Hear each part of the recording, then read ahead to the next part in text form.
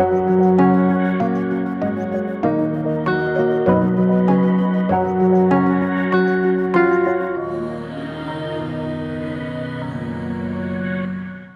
മിശിഹായ്ക്കും സ്തുതിയായിരിക്കട്ടെ. എൻ്റെ പേര് ഫാദർ മാത്യു ഏലന്താനം. ഞാൻ കരീഷ്യൻ സഭാംഗമാണ്. ഇപ്പോൾ ബാംഗ്ലൂരിൽ നോഷറ്റ് ഹൗസിൽ ശുശ്രൂഷ ചെയ്യുന്നു. ഏതാണ്ട് 31 വർഷം ഞാൻ ആന്ധ്രാപ്രദേശിൽ ജോലി ചെയ്തിരുന്നു. അതിനുശേഷം 6 വർഷം ബാംഗ്ലൂരിൽ ജോലി ചെയ്യുന്നു.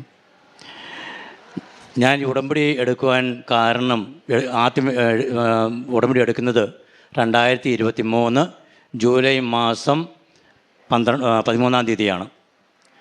അതിന് മുൻപ് 2019 എനിക്കൊരു മോട്ടോർ സൈക്കിൾ ആക്സിഡൻ്റ് ഉണ്ടാവുകയും എൻ്റെ വലതുകാല് 3 സ്ഥലത്ത് ഒടിയുകയും അതിനുശേഷം അത് സെപ്റ്റിക് ആവുകയും ഡോക്ടർ പറഞ്ഞു കാല് ആംപിറ്റേറ്റ് ചെയ്യണം, മുറിച്ച് കളയണമെന്ന് പറഞ്ഞു.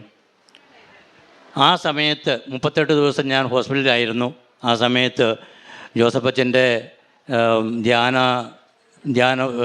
ധ്യാനത്തിൽ കൂടുകയും യൂട്യൂബിലെ കൂടുകയും അതിനുശേഷം ഈ സാക്ഷ്യങ്ങളെല്ലാം കേൾക്കുകയും ചെയ്യുമായിരുന്നു. അപ്പോൾ ഞാനൊരു പ്രാർത്ഥനയായിട്ട് മാതാവിനോട് പറയാമായിരുന്നു, മാതാവേ എൻ്റെ കാലം മുറിച്ചു മാറ്റാൻ അങ്ങ് അനുവദിക്കരുത് എന്ന്. എൻ്റെ പ്രാർത്ഥന മാതാവ് കേട്ടു. അതിനുശേഷം എനിക്കിവിടെ വരണമെന്നുണ്ടായിരുന്നു, പക്ഷേ എനിക്ക് സാധിച്ചില്ല. അതിനുശേഷം 2023 ജൂൺ മാസം 5-ാം തീയതി എനിക്ക് ഭയങ്കരമായിട്ട് വയറുവേദന ഉണ്ടാവുകയും ബാംഗ്ലൂർ സെൻറ്റ് ജോൺസ് മെഡിക്കൽ കോളേജിൽ 20 ദിവസം അഡ്മിറ്റ് ആവുകയും ചെയ്തു. വയറുവേദന കുറഞ്ഞു കഴിഞ്ഞപ്പോൾ എൻ്റെ ഹീമോഗ്ലോബിൻ വളരെ താഴെയാവുകയും 6.4 വരെ ആവുകയും ചെയ്തു. അപ്പോൾ ഡോക്ടേഴ്സ് പെട്ടെന്ന് ബ്ലഡ് ട്രാൻസ്ഫ്യൂഷൻ നൽകുകയും അതിനുശേഷം ഡോക്ടർ പറഞ്ഞു 6 വരികയാണെങ്കിൽ കോമയിലേക്ക് പോകാനുള്ള സാധ്യതയുണ്ട്, അതുകൊണ്ട് വളരെ ജാഗ്രതയായിരിക്കണമെന്ന്. അതിനുശേഷം എല്ലാ ടെസ്റ്റുകളും അവർ ചെയ്തെങ്കിലും എന്തുകൊണ്ടാണ് എൻ്റെ ഹീമോഗ്ലോബിൻ കുറഞ്ഞു പോകുന്നതെന്ന് മനസ്സിലാക്കാൻ സാധിക്കുന്നില്ല. എല്ലാ ടെസ്റ്റുകളും ചെയ്തു, എല്ലാം നോർമലും.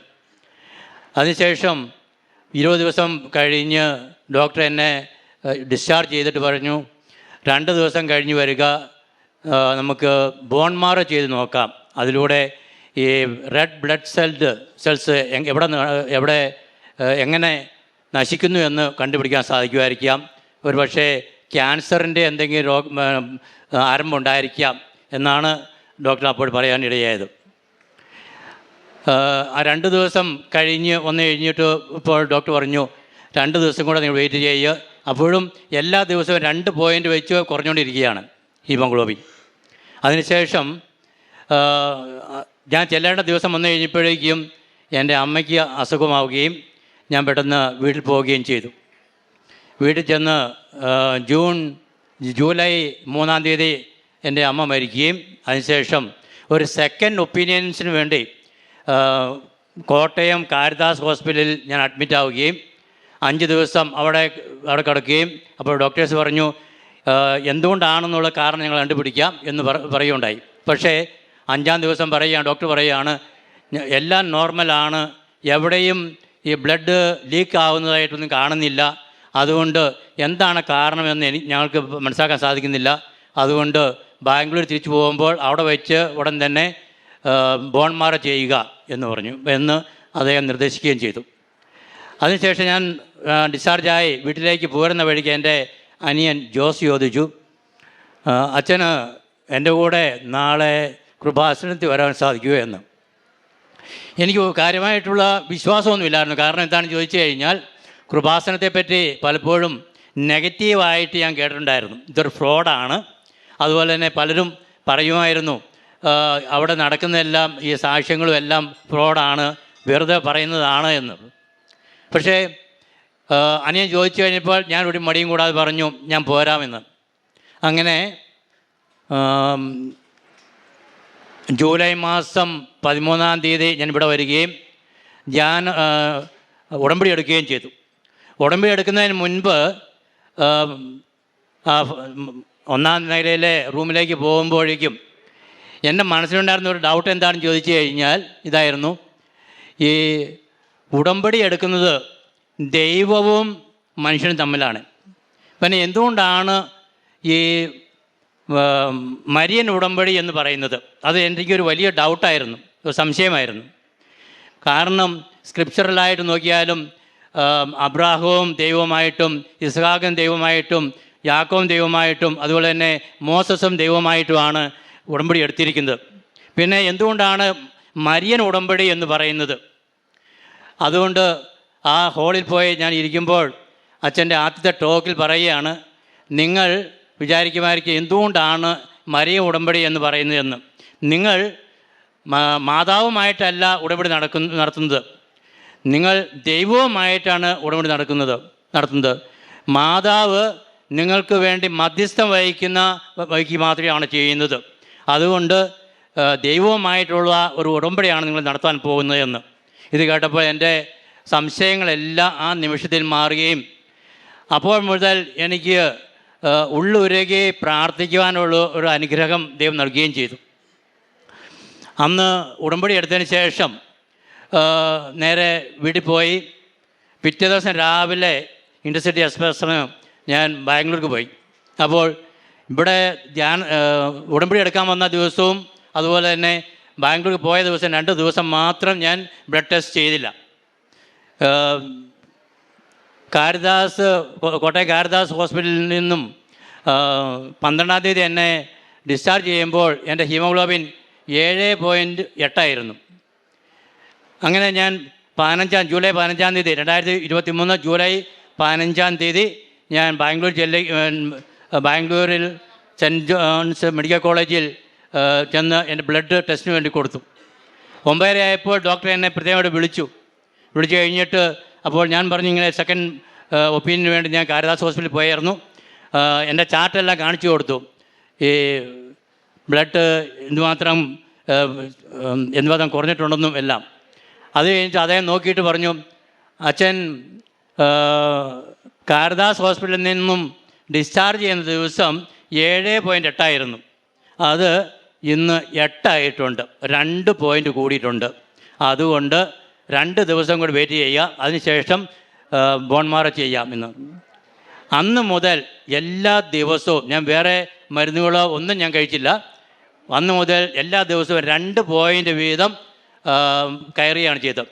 ഇന്ന് കഴിഞ്ഞ വെള്ളിയാഴ്ച ഞാൻ ചെയ്ത് കഴിഞ്ഞപ്പോൾ കാണുന്നത് 14.7 എൻ്റെ ഹീമോഗ്ലോബിൻ. ദൈവം ചെയ്ത ഈ വലിയ അനുഗ്രഹത്തിന് ദൈവത്തിന് യേശുവിനും അതുപോലെ തന്നെ മാതാവിനും വളരെയധികം നന്ദി പറയുന്നു. അതുപോലെ തന്നെ വേറെ ഞാൻ ഉടമ്പടി പുതുക്കിയ സമയത്ത് വേറെ പല എൻ്റെ ആവശ്യങ്ങൾ ഞാൻ കൊടുത്തിരുന്നു. ഒന്നാമത് എനിക്ക് ജോയിൻറ്റ് പെയിൻസ് ഉണ്ടായിരുന്നു. എൻ്റെ എല്ലാ ജോയിൻറ്റ്സും വളരെ പെയിനായിരുന്നു. അപ്പോൾ ഈ തൈലവും അതുപോലെ തന്നെ ഉപ്പും ഉപയോഗിച്ചതുകൊണ്ട് ആ വേദന എല്ലാം മാറിക്കിട്ടി. അതുപോലെ തന്നെ എനിക്ക് ഷുഗർ എന്ന് പറഞ്ഞു കഴിഞ്ഞാൽ 17 വർഷമായിട്ട് ഷുഗർ. അപ്പോൾ 525 അപ്പോൾ ഏതാണ്ട് കോമയിലേക്ക് പോകാനുള്ള സാധ്യത ഉണ്ടായിരുന്ന ആ സമയത്തും 3 പ്രാവശ്യം ഇൻസുലിൻ എടുക്കുമെങ്കിലും എന്ന് പറഞ്ഞാൽ രാവിലെയും ഉച്ചയ്ക്കും 15 യൂണിറ്റും വൈകുന്നേരം 10 യൂണിറ്റും എടുത്താലും അത് 260 280 വന്ന് നിൽക്കുമായിരുന്നു, ഒട്ടും കുറയുന്നില്ലായിരുന്നു. എന്നാൽ ഈ തൈലം ഉപയോഗിക്കുകയും ഉപ്പ് ഉപയോഗിക്കാൻ തുടങ്ങിയപ്പോൾ തൊട്ട് ഞാൻ ഈ ഇൻസുലിൻ ഉപയോഗിക്കുന്നത് ഇപ്പോൾ രാവിലെ 15 വൈകുന്നേരം 15 ഉള്ളൂ. പക്ഷേ അത് എൻ്റെ ഷുഗർ 113 കുറഞ്ഞു.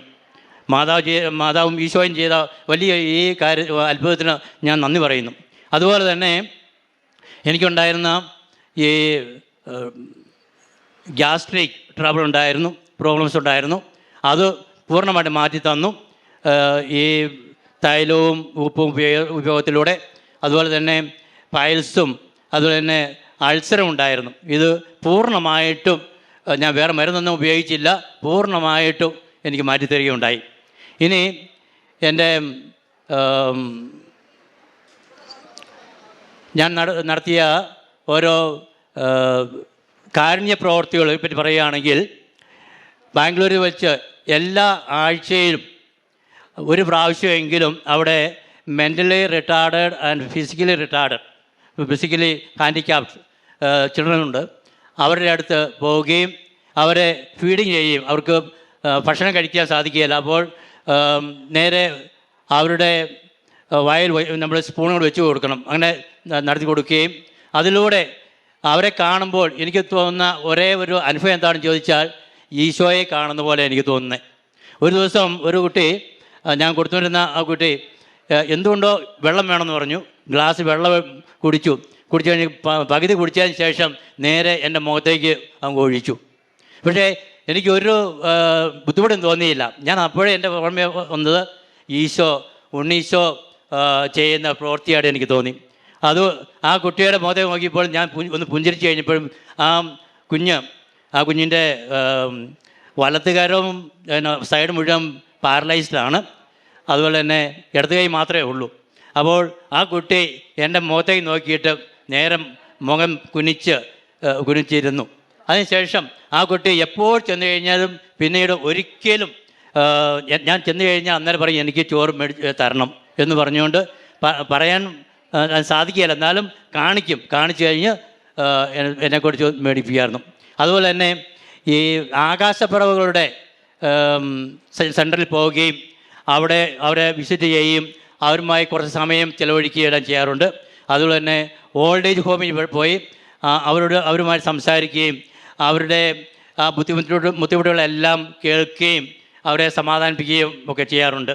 ഇങ്ങനെ അതുപോലെ തന്നെ എൻ്റെ വേറെ പ്രവർത്തികൾ പറയുമ്പോൾ ഇവിടുന്ന് വാങ്ങിക്കുന്ന പത്രം അത് മലയാളത്തിലും ഇംഗ്ലീഷിലും തമിഴ്, കന്നഡ, തെലുങ്ക്, ഹിന്ദി ഈ ലാംഗ്വേജിലുള്ള എല്ലാം ഓരോ കെട്ട് പത്രങ്ങൾ കൊണ്ടുപോവുകയും എല്ലാവർക്കും എൻ്റെ അനുഭവം അവർക്ക് പറഞ്ഞതിന് ശേഷം അവർക്ക് കൊടുക്കുകയും അതുപോലെ തന്നെ അതിന് മുൻപ് പ്രാർത്ഥിച്ച് ഈ തൈലവും ഉപ്പും അതിൽ വിതറുകയും ചെയ്ത് കൊടുക്കാറുണ്ട്. അപ്പോൾ അതിലൂടെ ദൈവം എനിക്ക് വളരെയധികം അനുഗ്രഹങ്ങൾ നൽകുകയുണ്ടായി. അതുപോലെ തന്നെ ഇനി വേറൊന്ന് പറയുകയാണെങ്കിൽ, ഒരിക്കൽ ഞാൻ ഒരു ടാക്സിയിൽ പോരുമ്പോൾ ആ ടാക്സി ഡ്രൈവറുമായിട്ട് സംസാരിക്കുകയും ആ ടാക്സി ഡ്രൈവർക്ക് ഈ യേശുവിനെ പറ്റിയും പ്രത്യേകിച്ച് ഈ കൃപാസനത്തിൽ നടക്കുന്ന വലിയ വലിയ കാര്യങ്ങളെക്കുറിച്ച് അദ്ദേഹത്തിന് പറഞ്ഞു കൊടുക്കുകയും ചെയ്തു.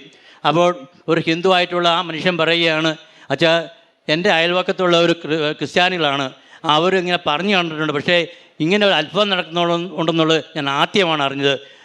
യേശു ആണ് ശരിയായിട്ടുള്ള നിജമായിട്ടുള്ള രക്ഷകൻ എന്ന് ആ മനുഷ്യൻ ഏറ്റവും അവസാനം പറയുകയുണ്ടായി. അതുപോലെ തന്നെ ഈ എൻ്റെ ആധ്യാത്മിക ജീവിതത്തിൽ വളരെയധികം അനുഗ്രഹങ്ങൾ ദൈവം നൽകി. പ്രത്യേകിച്ച് ഞാൻ 6 കാര്യങ്ങൾ എഴുതിയതിൽ ഒന്ന് പരിശുദ്ധാത്മാവോടെ നിറയ്ക്കണമെന്നും, രണ്ടാമത്തെ വിശുദ്ധിയിലും വിശ്വസ്തയിലും വളരാൻ തരണമെന്നും, ഇത് രണ്ടും വെച്ചതിന് ശേഷമാണ് എൻ്റെ ഹീമോഗ്ലോബിൻ നോർമലാക്കി തരണമെന്നും, ഷുഗർ, BP, കൊളസ്ട്രോൾ ഇതെല്ലാം നോർമലാക്കി തരണമെന്നും ഞാൻ എഴുതി വെച്ചത്. അപ്പോൾ ദൈവം എനിക്ക് ഇതിനു വേണ്ടി വളരെ അനുഗ്രഹം നൽകുകയും അതുപോലെ തന്നെ ഈ എൻ്റെ ഞാൻ വിശ്വബലി അർപ്പിക്കുമ്പോൾ ഭക്തിയോടുകൂടി അർപ്പിക്കുവാനുള്ള അനുഗ്രഹം ദൈവം എനിക്ക് നൽകി.